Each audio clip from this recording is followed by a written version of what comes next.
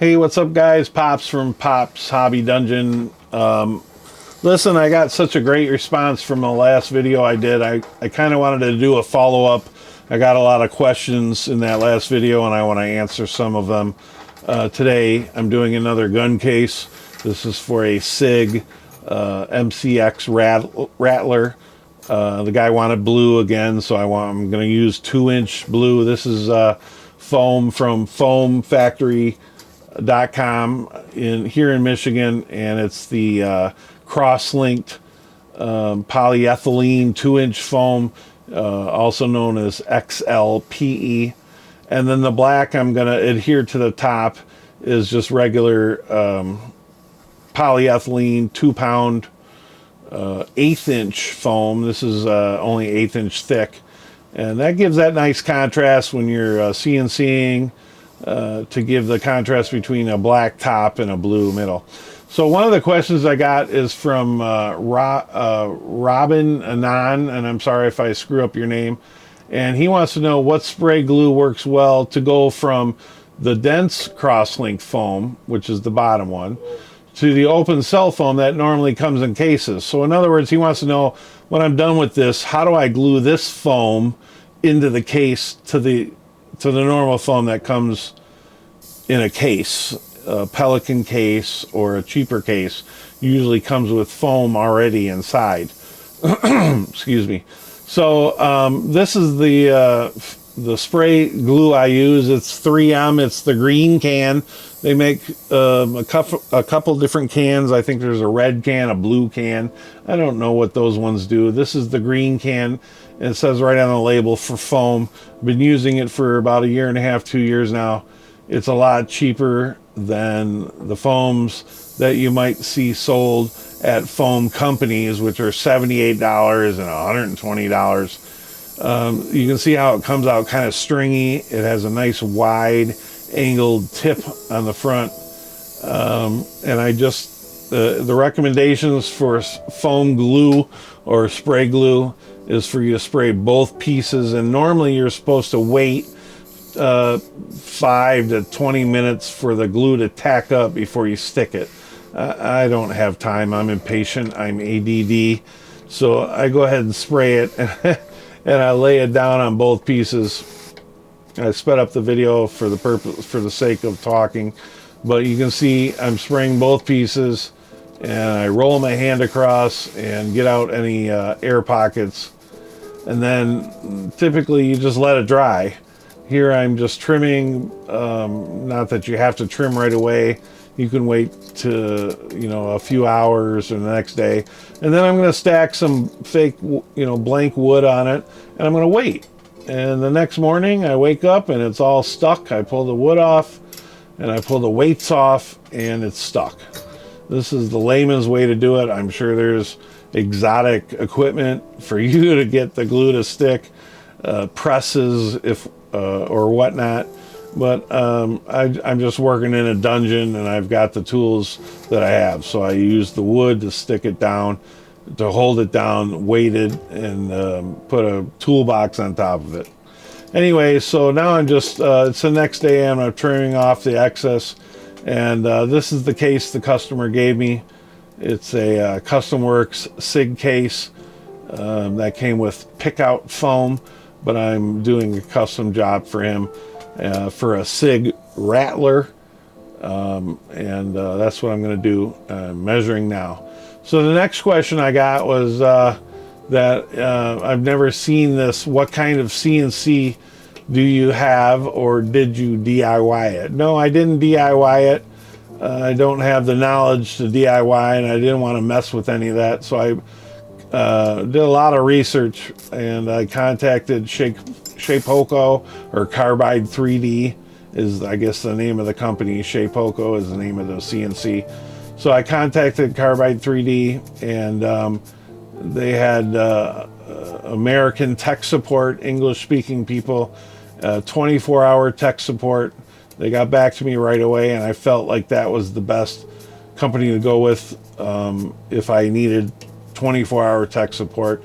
So I went with the Shapeoko 5 Pro, and I went with the 2x4. This is not the 4x4. I don't recommend people getting the 4x4.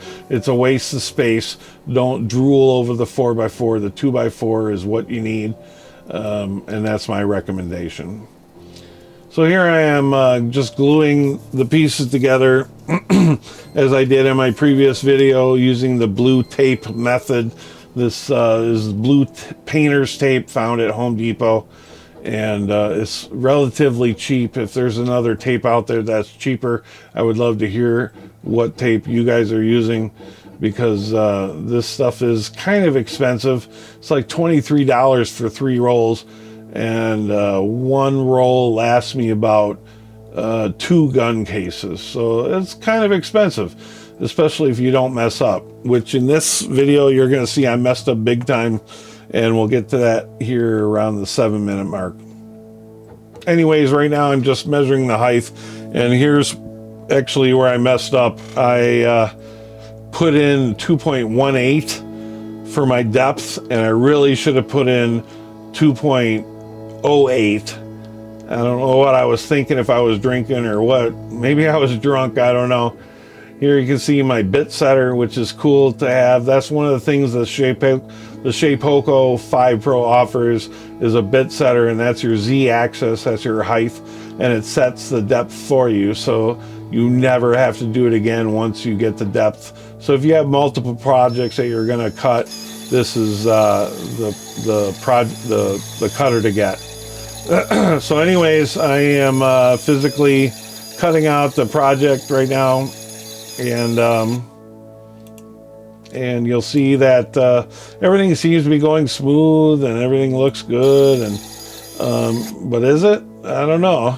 Let's wait and see. Here it's coming up, and oh, I was so mad. I don't know what to say. I want to swear, I want to cuss, I want to punch something. I should have punched something. It would have made me feel better, but it probably would have made my knuckles swell.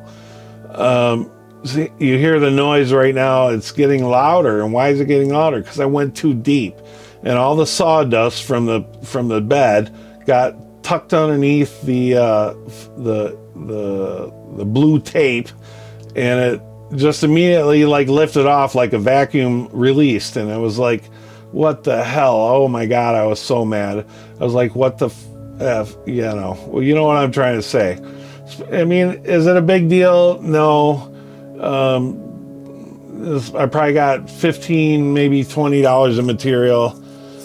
Can I just start again and start with a new piece? Sure, I could, but I don't want to do that, because it pissed me off, and I'm making this video, and I thought everything was going to go smooth, and it didn't. So I said, you know what the hell? Let's see if we can fix this. And that's exactly what I did. I started with the retaping everything. I used, speaking of tape, I have a question here in the comments of the last video, and that question is, I used the tape method on my CNC. If you use medium CA glue, it helps if there's any variations on table or workspace.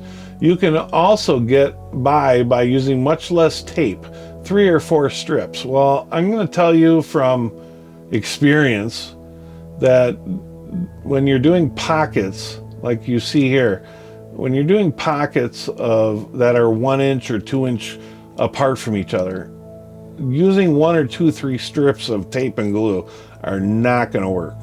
You're going to get deformations, you're going to get rip out, you're going to get tear out, and you cannot do that. So people are making comments, why are you using so much tape? Why are you using so much glue? Well, because I want the damn thing secured all the way down to the table. If you're lucky enough to get using 3 strips, center, top and bottom, and you're getting away with that, then good for you. But I've been doing this for a couple years now, and through my experience, it doesn't work. Anyway, so you can see that after screwing up the piece, I'm able to put this piece of foam in the exact same spot because of my blue tape method, and putting it in the same spot is no problem. So I'm getting the exact dimensions, the exact area that I need to cut out, and not worry about it. And ta-da, look at that. It worked.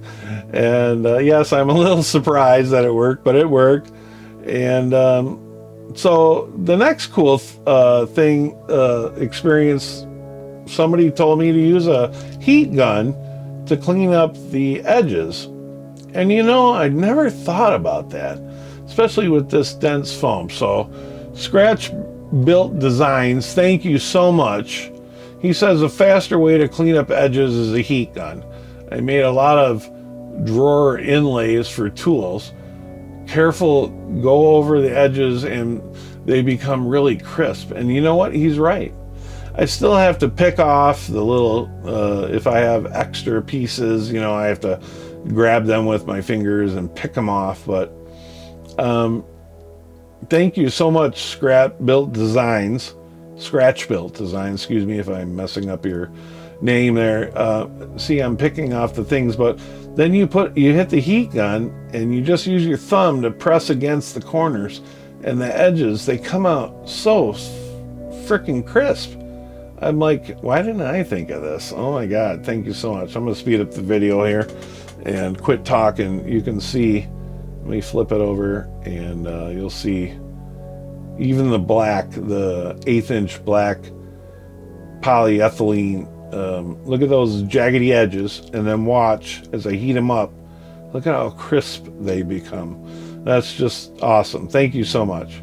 All right, so after all this hours and hours of being pissed off and wasting time, and oh my God, I was ready to just cut the video and start from scratch.